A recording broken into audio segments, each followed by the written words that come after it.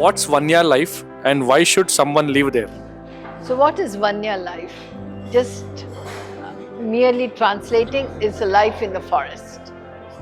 And this project is, in fact, in a plantation which has various kinds of trees. Almost about 50,000 trees are in this 36 acres of land, which will have about 70 homes.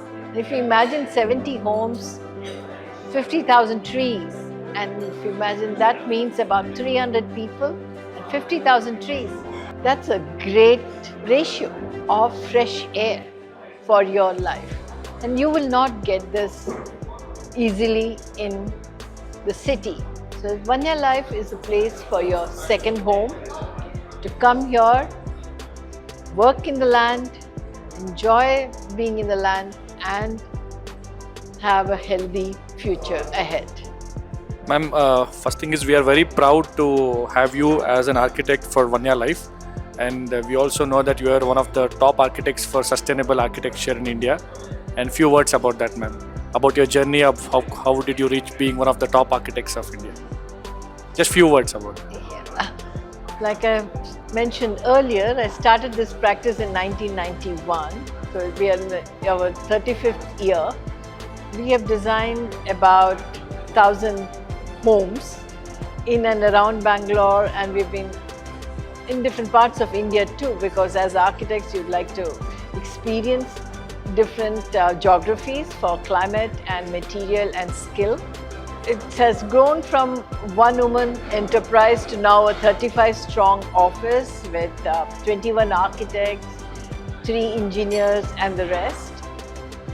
It has also been part of developing the idea of water in the city. That is done by Biome Trust. So we have a sister organization called Rainwater Club, which works on water, and it has instituted the Bangalore bylaws for rainwater harvesting.